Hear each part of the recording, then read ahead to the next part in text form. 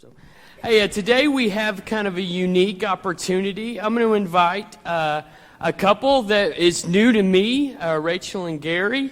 They're familiar to some or many of you, but they're going to be coming up and sharing just a bit about their work in Zambia. So y'all want to, come on up. And I'll be using this one right here. Good. All right, good deal. All right. Well, tell us a bit about yourselves just to get us started out. Sure. Good morning.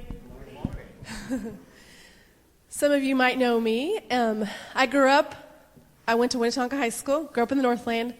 My grandmother was here at Winnwood for, 47 years or something, Mary and Les Harris. So we grew up right in this area. And my husband grew up in St. Joe.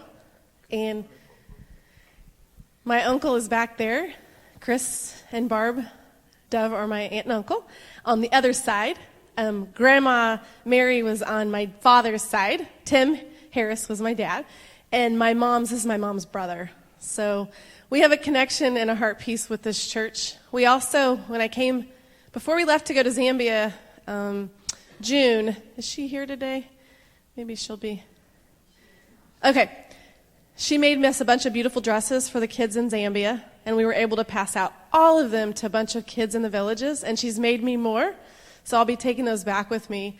So that is our connection to you guys, and I came and spoke to the Women on Mission group before we left. My mom has a nonprofit is based out of Pleasant Valley, Missouri, and it's called All God's Children. And we went to Zambia and we registered a nonprofit in Zambia, and we're building a hospital in Zambia. I've been here to speak for people about Haiti. Yeah, and my husband has been to Haiti a couple times. Actually, my brother came recently too to speak with you guys. Robbie Cooper. It's my brother was adopted from Romania years ago, and it's my brother, and he's in Haiti. So we have a heart for Haiti as well. We've been to Haiti, but now we live in Zambia, Africa. Tell us a bit about the work you're doing and what you hope to accomplish in Zambia. Sure.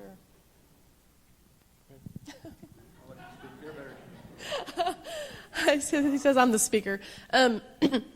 We have a heart for the poor and the needy, and I've been a nurse for 20 years. My husband's a nurse, and he's now a nurse practitioner. And so when we went, we had a vision and a goal to build a clinic, and it's turned into an idea of building a hospital. We're actually partnered with Samaritan's Purse. They have sent us equipment, and they've just given us a grant for the first time. So our ministry has 4 pillars in Zambia. One of them is healthcare, which with ministry, it really needs to match what Jesus did and what Jesus was teaching us to do. And so that is like the healing and the miracle part with healthcare. Then we have church and church planning and discipleship. My husband and I do discipleship groups. We're hoping to maybe even have a discipleship school at some point. Our organization owns 12 acres that we can develop. Another one is family support and education, which is the orphan and widow piece. And that's how it was all started, was James 1:27. So we support a lot of families. We do monthly support. We help the kids. We have a daughter that's from Zambia. She's now living with us. She's 19. We're really into helping rescue a lot of these girls, mid to older girls, out of trafficking, out of prostitution. I found that to be a huge horrible burden there. These girls, they get to 17, 18, 19 years old, and they have nothing that they can do. Our daughter, she was raised where she lived on the dirt floor, and she had a choice to either sleep in the room that was going to be rained on all night and get poured on, or she would sleep in the room where the rats would bite her feet.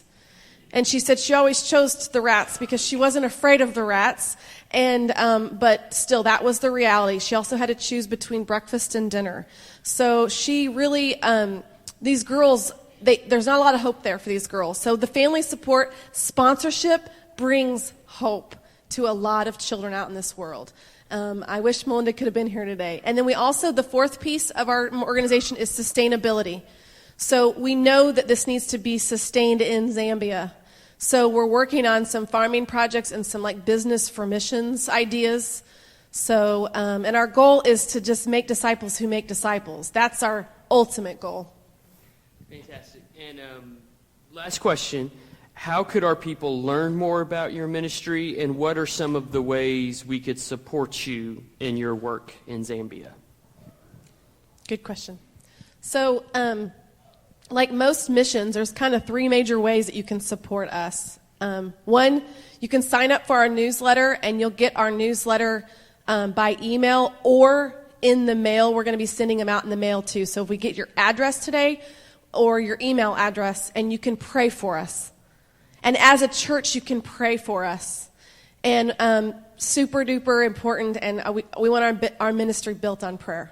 The second way is to give. You can give a couple of ways. You can get on we have a website, and I have brochures. So before you leave, if anyone wants to sign up for a newsletter, or if they want to get brochures, I've got brochures that have the website on there. It is a very secure way of giving. It's a bank account in Liberty, Missouri that my mom nonprofit runs, and it goes directly to our bank account, which is our NGO that we are on. I'm the executive director in All God's Children in Zambia, and he's the treasurer.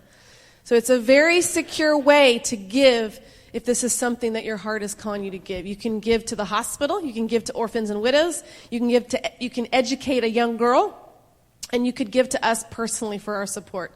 And the other way is to go.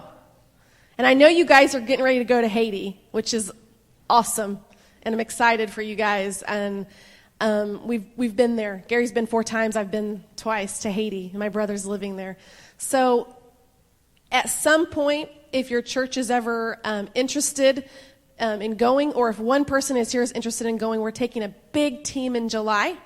We leave a week from today. So our friends Gary and Kelly Poole, who are amazing leaders, are taking a team of people to come over and visit us in July. All right, fantastic.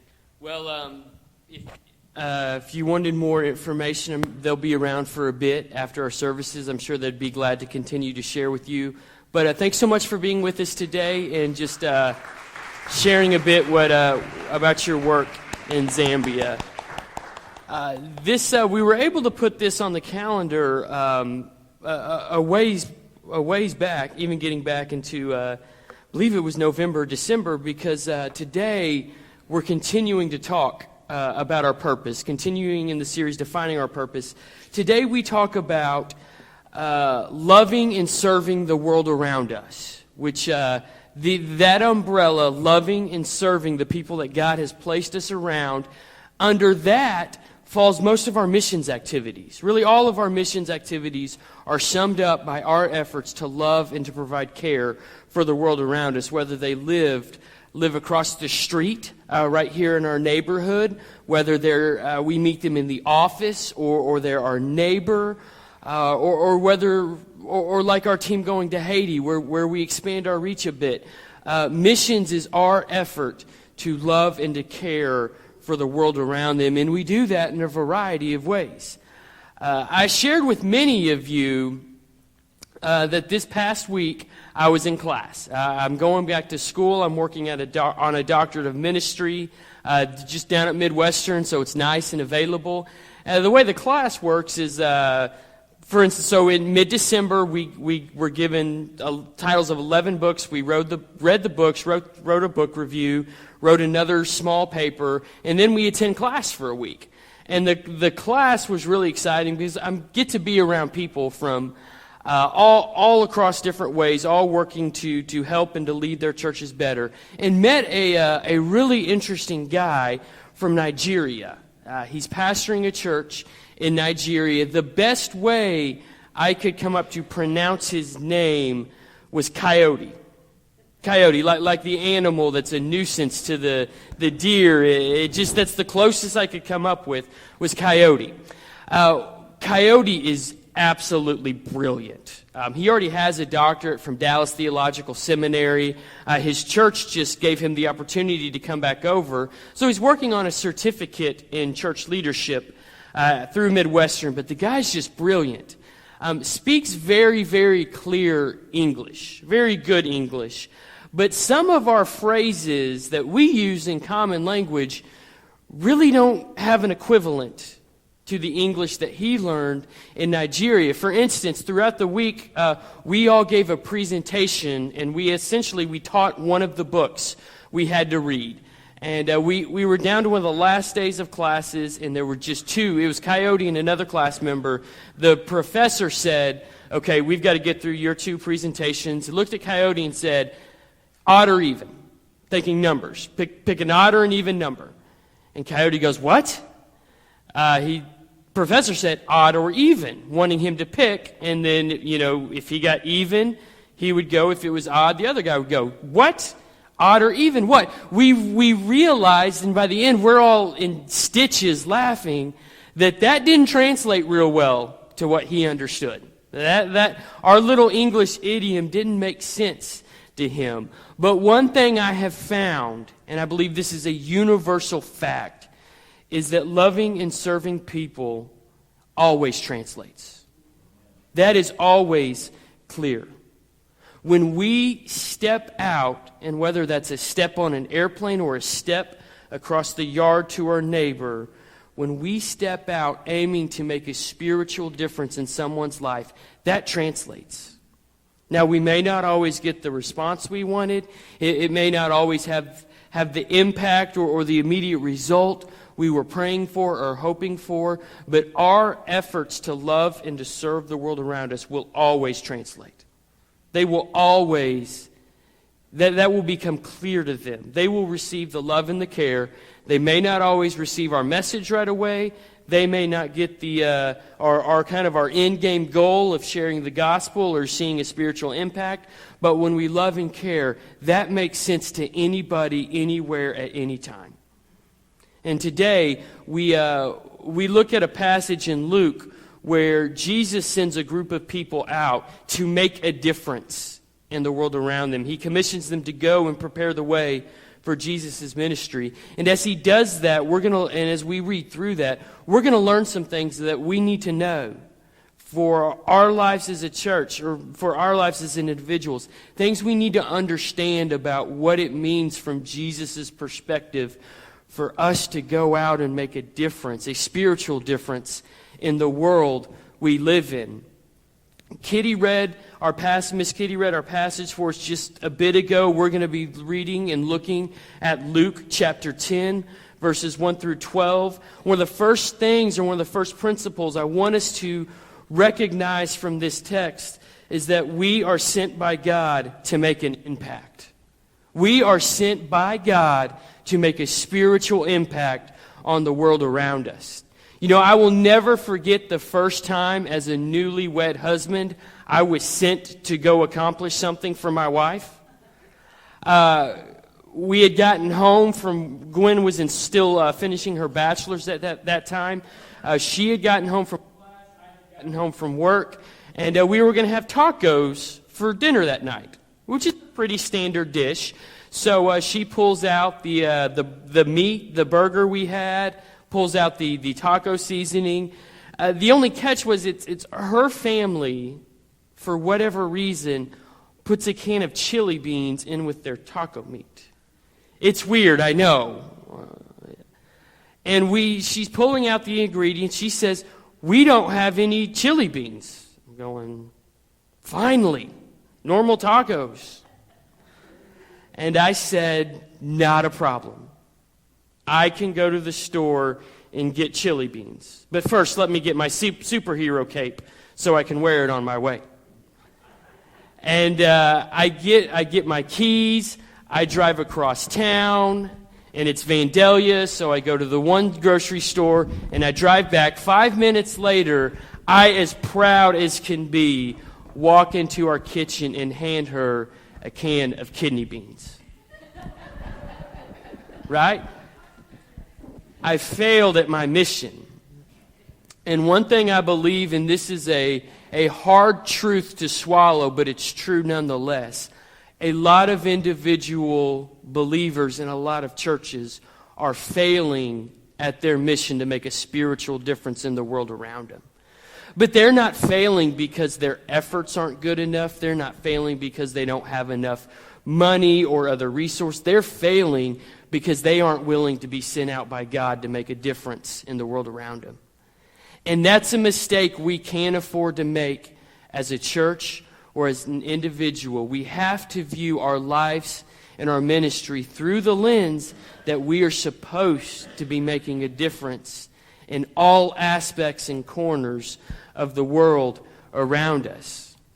Like I said, Jesus sent these disciples, sent these other leaders out to make a difference. And in the way he coaches them and approaches them, we learn some things we need to remember about our ministry as well. The first is we go because there's more work than we can begin to imagine. We need to be actively aiming to make a spiritual difference in the lives of the people around us, because there's more spiritual work to do and to be accomplished than we can even begin to imagine. Last Friday, so going to be about 10 days ago, I needed to change the brake pads on my truck, but I wanted to be able to back it in to our garage so I could be out of the cold. And that worked really well for half of our garage, because that's where Gwen parks her van. So I just backed up and did the one side. Then I wanted to do the other side and back it in the other half of our garage. Only problem is that's about 3/4 full of Haiti supplies and 1/4 full of all our other stuff that's just kind of randomly piled up. And I looked at that and I thought, where do I even begin? There's so much to do. Sometimes churches look at the amount of spiritual work to be done and say, where do I even begin to accomplish this? How do I even work through this situation? And instead of just getting to work to do what they can, they just say, well, I just won't do anything because I don't know where to begin. We've all faced a mess, and maybe it's a mess in a kitchen, maybe a mess in a garage, a task at work. We've all faced something and said, this is so big, I don't even know where to start. The reality is when we look at missions and making a difference in the world around us, there's more to be done than we can ever begin to conceptualize. But we have to get started. Jesus, he sends out 72, and the text says he sends out 72 others. Now, what he would have been saying, or what Luke's implying, is his 12 disciples, the men he spent the most time with, they weren't the first 12. They may have went in addition to the 12, but these were 72 other leaders that he recruited to help get the work done. He tapped into another level of workers to do the ministry. And when we think about there's more to be done, because of that, he recruited additional workers, but he also looked at them and said, pray to the Lord of harvest that he will send out more workers. Because the harvest is ready, but the workers are few. We don't have enough workers, and we need to be part of the workforce to accomplish God's work on earth. We go out into the mission field. Jesus sent these 72 to the towns and to the area that he was getting ready to go minister to. He had kind of strategized where his next steps were. And so he commissioned a group of 72 leaders. He sent them out in pairs, 2 by 2, to go to these towns and to go and to do the work of getting the field ready, getting the people ready for Jesus to come personally to do the ministry. Because there was so much work to be done. Same still true, and it's equally as true. It's no more true, no less true, that there's more spiritual work, more kingdom work than we can ever begin to imagine. There's more areas of our world, and there's more ways that we can have a spiritual impact that we can begin to wrap our minds around. That's why it's so important that as a church and as individuals, we have on our mind that we are sent by God to go make a difference in the world around us. Now, today we talked about Zambia. Here in a couple of weeks, we send a team from our church to Haiti. And you know what? That is great work to be done. But there's plenty of work to be done in Kansas City. And it's not an either-or approach. It's a both-and. We'll engage missions, and we'll aim to make a difference in all aspects of the world that God has given us access to. We go, we are sent because there's more work to be done. We go because God has prompted us to. Now, for these men, it was very clear. They had Jesus in real time, face to face, saying, you're going to go to these towns. You're going to make a difference. You're going to get them ready for me to come minister to them on a personal basis. But we are just as sent as they were. Now, sometimes it's easy for us to think that, well, it was easier for them because Jesus was standing right in front of them telling us to go.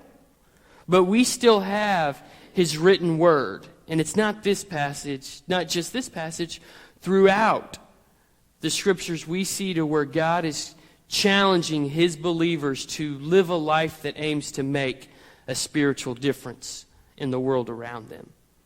We're going to be a part of that as a church. We'll lead our ministries through the lens of how does this help us make a difference in the world around us? Or how does this ministry help us better prepare to make a difference in the world around us? It is about going to Haiti, but it's also about being sent to the neighborhood we live in and to the Price Chopper we get our groceries at, and to the family members that we have the chance to influence their spiritual life because they know how dearly we love them. We go because God has sent us to, because He has prompted us to do, and we have to go despite the challenges that are going to come in ministry. Now, this is tough stuff, because I don't wake up any morning and go, you know what? I hope I face a big challenge today. I hope I encounter something that's really, really difficult. Now, I won't hide from a challenge, but I don't go run looking for one. These disciples knew they were going to face some challenges as they went out to prepare the way for Jesus to have a ministry. Jesus looks at them and says, I'm sending you out like lambs amongst the wolves. Now, lambs are pretty easy to wrap our mind around. They're small. They have an innocent, or the imagery of being innocent and pure. And Jesus is saying, I'm sending you out as a innocent individual with the best of intentions, with the best of prompting. You're going to have all the right things as you are sent out. But He also said, I'm sending you out amongst the wolves. Now, wolves are a magnificent animal. The kids and I, with the nice weather, we went out to Cabela's yesterday, and we saw these stuffed wolves. Just a huge, huge, magnificent animal. Much bigger than a dog, and also has a much more natural streak in them to do damage. Reality was that the Jewish worldview used wolves and drew on the imagery as someone who consumed their opponent. Someone that would devour someone who opposed what they wanted to happen. Jesus wanted them to recognize, I'm sending you out, but it's going to be difficult. It's not going to be easy. But you got to go anyway. Jesus knew they were going to face challenges as they went to go and have and try to make a spiritual impact. They were going to face challenges from Jewish leaders who felt that their message was directly opposed to that the disciples and the workers' message was directly opposed to the Jewish leadership message, and it was opposed. We're beginning to teach grace as a means of forgiveness and righteousness over the law and keeping rules. Those two messages aren't saying the same thing. Jesus said, is you're going to have religious leaders oppose you because you're teaching a new truth. They also knew that there was going to be Gentiles, people who, they didn't know about the law, they didn't know about the Pharisees. They just knew they weren't interested in being told about their own sin and how they were in opposition to God. Jesus prepared them that, yes, I'm sending you out. Yes, we've got to get a lot of work done. But as you go, understand that there's going to be challenges. But we go anyway. Now, I believe over the next 3 to 5 years, God is going to expand, or at least we have the opportunity to see God expand our reach and to see Him make a greater spiritual impact through our church now than he has done in the past. I think all that can happen. We're going to face some challenges. I don't know what they are. I don't know where they'll come from. But I believe they will come, and we just have to be ready for that. And as they come, we'll navigate them. We'll work our way through them. We just need to be ready. You know, as we go out and try to make a difference as an individual, there's going to be challenges. What I shared in a Wednesday night Bible study recently is there's always a cost to ministry, to personal ministry, not just what I do, but what you do. There's always a cost. Sometimes it's a financial cost. Sometimes it's a time cost. Sometimes it's a preference cost. I'd rather do this, but I need to do this. I'd rather get to spend my time this way. I'd prefer that, but you know, this now if I'm going to make a difference, I've got to spend my time this way. There's a cost to aiming to make a spiritual difference in the lives of the people that are around us. We've got to overcome that challenge. Like I said as I opened up, this point is a lot of individuals and a lot of churches aren't reaching their ministry potential. They're not seeing what God could do through them. They're accepting a weakened version of the impact they could have. And it's not a resource challenge. It's not a financial challenge. Not a leadership challenge. It's a going challenge. And the best way for Winnwood to accomplish all that we can in regards of the spiritual impact we can have is to be a church made up of individuals who are determined that for my life, I'm going to be sent by God. I think one of the questions we all need to ask ourselves as we think on these first few verses is, am I allowing God to send me out? Does God look at my heart and say, you know, this one over here, they want to make a spiritual difference. They want to have as big an impact they can on the world around them and do everything they can to help build my kingdom. We need to be individuals who view our lives as the opportunity to be sent out by God to make a difference in the world around them. Now, it's a very personal decision, and it's one that I can't make for you. I can't make for even my wife or my children. It's one we've all got to make for ourselves. But it's one we need to make. We need to have a heart that looks at God and says, you can send me anywhere or anytime to go do anything I can to make a spiritual difference in the world around me.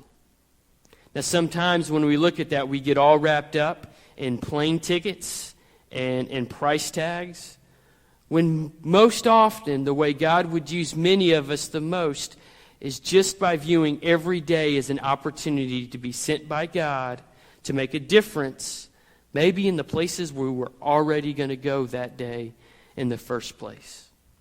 As we think about our ministry as a church and our lives as individuals, we need to recognize that we are to be sent by God to make a difference in the world around us. The second thing that we get to draw upon is that as we go out and aim to make a difference in the world around us, we will get to experience God provide or God's provision for the ministry. I want us to read verses 4 through 7. Again, we're in chapter 10. And here it's written, carry no money bag, no knapsack, no sandals, and greet no one on the road. Whatever house you enter, first say, peace be to this house. And if a son of peace is there, your peace will rest upon him. But if not, it will return to you. And remain in the same house, eating and drinking what they provide, for the laborer deserves his wages. Do not go from house to house. Jesus sends them out to accomplish a ministry, to accomplish a spiritual impact. But he gives them some very clear instructions on how they are to go. Because he wants to make sure that as they do this, it's a teachable moment for them. That as they go to make a difference, they'll learn about God's ability to provide for us. God's ability to make sure that we have everything we need to make the difference or the impact that he's called us to. He starts by saying, I essentially want you to go underprepared, is how I would read that. If I was standing there and him giving me those instructions, I would be losing my mind because I overpack. If I go stay at my dad's house, or if we're going to my in-laws for a couple days, I take 17 changes of clothes. Just because. You never know what you're going to need. And yes, there's a Walmart 10 minutes down the road, and I could buy anything I left at home, but I would rather have it. There's another adult that lives in my house who always underpacks. Okay? I would be losing my mind if I was told, I want you to underpack a little bit. You're not going to take a knapsack. You're not going to take extra of what you think you'll need. You're not going to take a money bag. You're not going to go with a little extra in your pocket just to cover any extra expense you would have. Again, God doesn't always work this way, but he did this time. When we send out our Haiti team, we will make sure they have a little extra to cover a little extra expense. But this time, God challenged them very specifically. When you go this time, I want you to fully rely on me so I can teach you about my ability to provide for the work that I aim to accomplish. So he sends them out, no knapsack, no money bag, tells them to, one curious thing we read, he says, don't greet anyone on the road. Now, that's not just don't wave and say hi to the neighbor as you pass on Brighton or on North Oak Traffic Way. He's saying the mission's important, so don't stop and linger in your travel. Don't get caught up or don't get distracted from what I'm sending you out to do. He's saying go get the work done. Don't get distracted, and know that as you go, I'm going to provide for your every need. He tells them that they are to go and look for an individual who will facilitate their ministry. Look for someone in the community that you arrive in or the village you arrive in that's going to host you, that's going to be there to make sure that your needs are met. He says, find that person and let me provide for you through them. Don't go house to house. I'm working in someone's heart already, and when they welcome you into their home, graciously accept their provisions. He's saying, eat what's put in front of you. Now, that's not just as simple as if they serve squash and you don't like it, be a gracious guest and eat it anyway. He's saying, when you go, one way you'll know that you're doing what I have planned for you is you're going to be provided for. One way we'll know that if we were as a church or as an individual, if we were to aim to accomplish a specific ministry or to make a difference in a particular way, one way we'll know that we've got God's heartbeat is He's going to provide for that work. Someday He may, in our aim to love and to serve the world around us, He may give us the opportunity to tackle a task or a project that is bigger than anything we could handle. I hope He does do this someday. He may say, there's an opportunity over here, and you could really make a difference in this corner of the world. But it will be beyond our resources. It will be beyond probably when it starts, beyond our imagination. But we'll have the opportunity to watch God provide for that.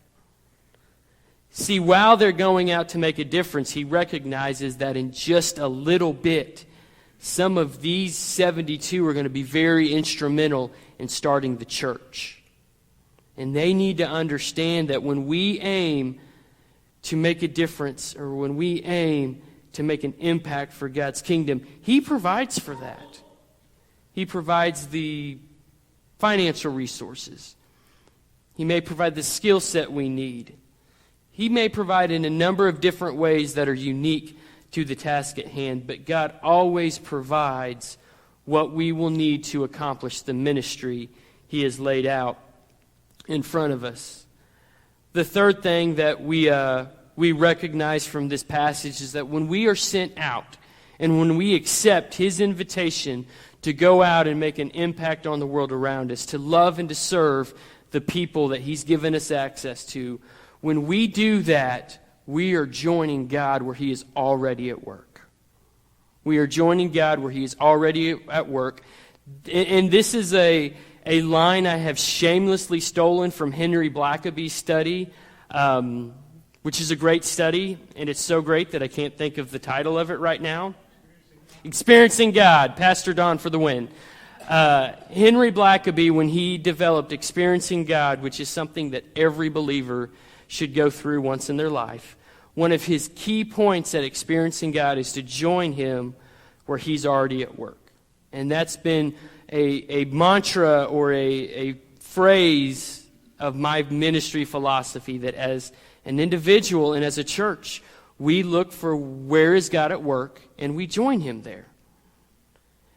And that's as simple, but that is as foundational as it gets. We join God where he is already working.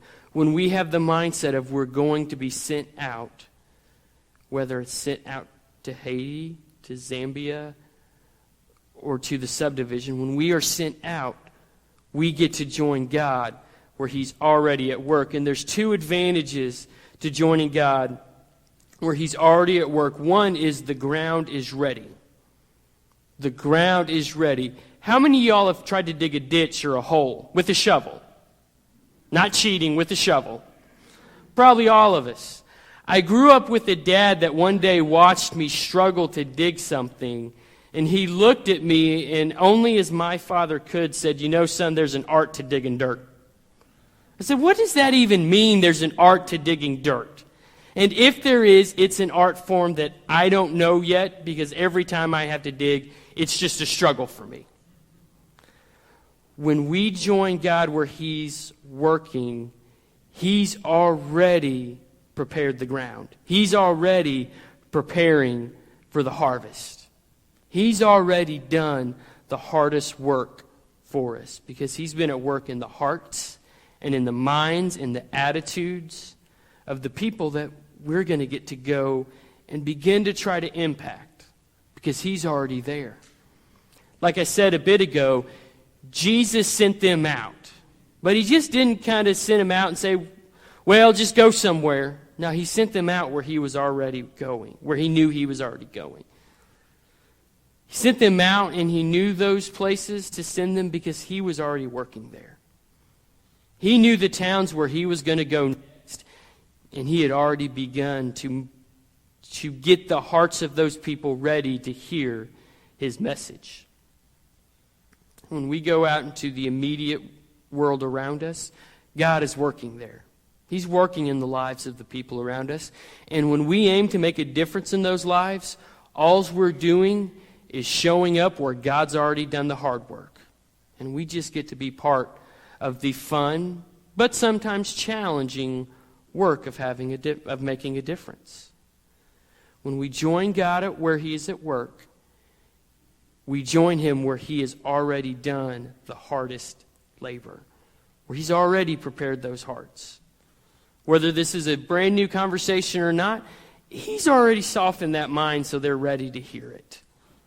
Whether it's a brand new trip or not, he's already worked there. So when we show up, when we put boots on the ground, that area is ready. Now, it doesn't mean it's easy. It doesn't mean it'll just come as naturally as can be, but it does mean that we're not going into a brand new area because God is already working there.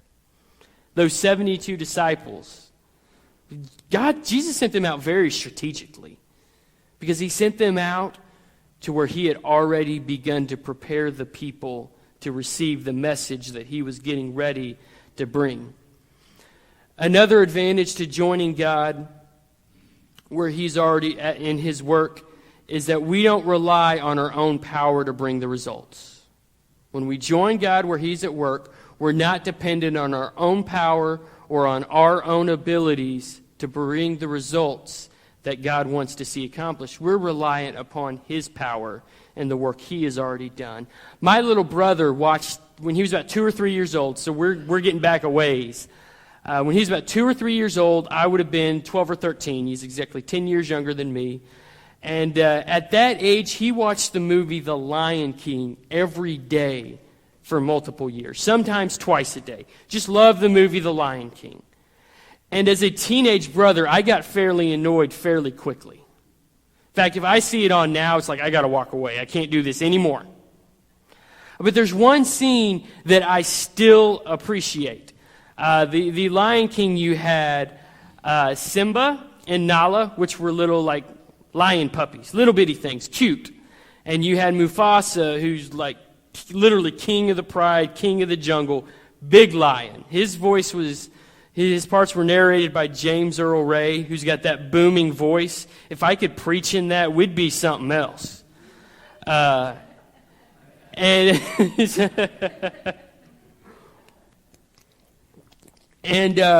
the particular scene that I still enjoy, Simba and Nala as little kids do what little lion kids and little earthly kids do.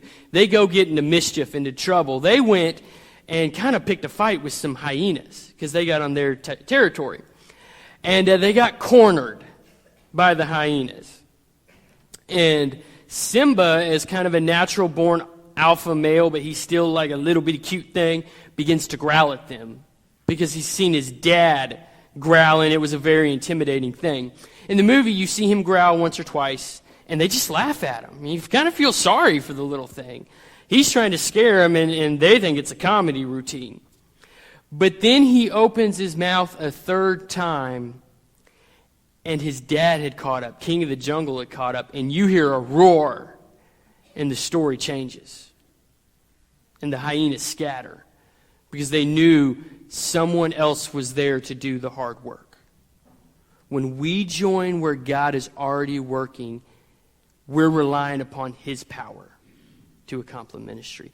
We tap into His ability to change hearts and to change minds and to provide for work and turn a harsh reaction into a soft one. We are reliant. We draw on His growl and His bark, not even the best that we could pull off as individuals. Jesus looked at those disciples and said, I'm sending you out, but you're relying upon my power. You may be the one having the conversation, but it's my ability that can change the heart. You may be the one trying to accomplish the goal, but that will be done based on the work I will do behind the scenes and in the hearts of the people or in the challenges that you'll overcome. When we join where God has already worked, we get to rely upon His power and His ability and not be mustering up our best effort hoping it's good enough. Because we'll always fall short when we're dependent upon our best instead of God's best. When we live a life that is sent out to make a difference for His kingdom, we rely on His power. Sometimes the intimidation of going out aiming to make a difference, sometimes that's scary because we think that it's our best that has to accomplish it. That's never going to be good enough. It's never going to be good enough. Our best will never be good enough to bring the life change that we're set out to help see accomplished. But God's best always will be. It's God's power that can bring the work to fruition. So if we are looking at the opportunity to be sent out and we're saying we can't go, it's too hard, we need to check our mind and our hearts and saying, well, okay, then who am I depending on?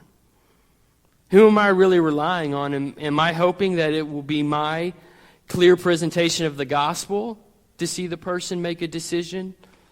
Is it going to be my good heart that turns a harsh person into a receptive person?